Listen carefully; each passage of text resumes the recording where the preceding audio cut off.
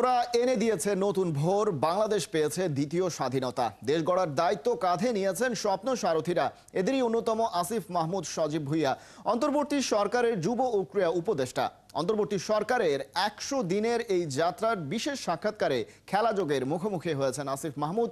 জানিয়েছেন না বলা অনেক কথা আর ক্রীড়াঙ্গনকে বদলে দেওয়ার পরিকল্পনা। ধারাবাহিক প্রতিবেদনের প্রথম পর্ব তৈরি করেছেন কোহিনুর কণা। Bangla blockade, we want justice. Complete shutdown, remembering our heroes. এক দফা মার্চ টু ঢাকা। এই এক একটা শব্দ ছিল এক একটা বজ্র ডাক, যে ডাকে রুদ্ধ দুয়ার ভেঙে দিয়ে সেদিন আছড়ে পড়েছিল জনজোয়ার। সেই জ্বরে খড়কুটোর মতো ভেসে গিয়েছিল ওই ঘাতকের দল, যারা গেল 16 বছরে শাসক সেজে জোকের মতো জেকে বসে অস্ত্রধারী সৈন্য পুষে দিনের পর দিন রক্ত চুষেছিল। এই বাঙালি সেদিন আরও একবার এক হয়েছিল, শিখর ছেড়ে শিকড় ধরে হ্যাচকা টানে উপড়ে ফেলেছিল। 5 আগস্ট এই বাংলায় এলো মহাজন্মের লগ্ন।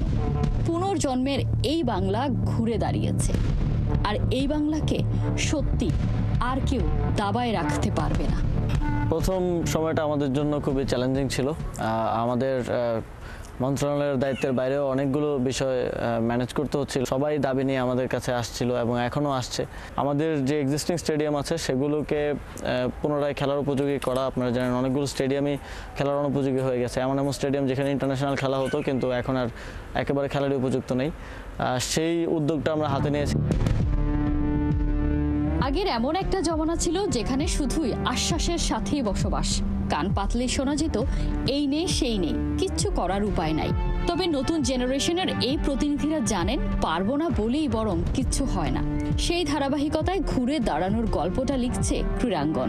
স্পোর্টসের জন্য তো একটা সুন্দর পরিবেশ প্রয়োজন এবং ওই খেলাধুলার মানসিকতার জন্য একটা সুন্দর পরিবেশ প্রয়োজন।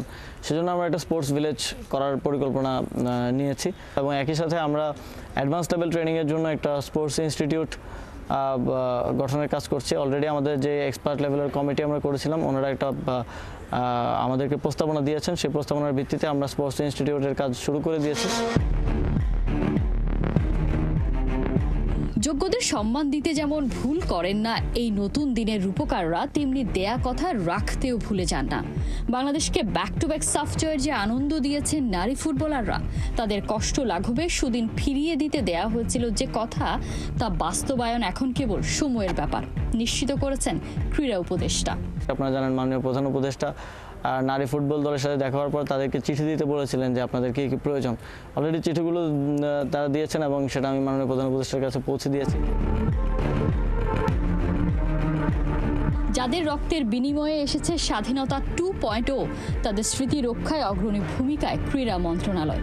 এই বাংলা যেন কোনোদিন ভুলে না যায় তার সূর্য সন্তানদের, তাই তো নেওয়া হচ্ছে নানা উদ্যোগ। ক্রীড়াঙ্গনের শহীদদের স্মৃতি রক্ষায় একটা বড় ভূমিকা রাখার সুযোগ আছে। সেই জায়গা থেকে আমরা ইতিমধ্যেই কাজ করছি। বিভিন্ন স্টেডিয়ামে আমরা শহীদদের স্মৃতি রক্ষার চেষ্টা করেছি। আপনারা জানেন 2019 সালে আবরার ফাহাদ আমাদের আগ্রাসন বিরোধী প্রথম শহীদ আমরা বলি। কুষ্টিয়ার জেলা স্টেডিয়ামটা তা আবরার ফাহাদের ফ্যামিলি এবং বন্ধুদের দাবি অনুযায়ী দীর্ঘদিনের দাবি ছিল, সেটা আমরা আবরার ফাহাদ স্টেডিয়াম নামে নামকরণ করেছি, যাতে বাংলাদেশের মানুষ যেমন কষ্টের সময় শহীদদেরকে মনে করবে, ঠিক তেমনি উৎসাহ উদযাপন আনন্দের সময় শহীদদেরকে যেন মনে করবে। কোহিনুর কণা, 71।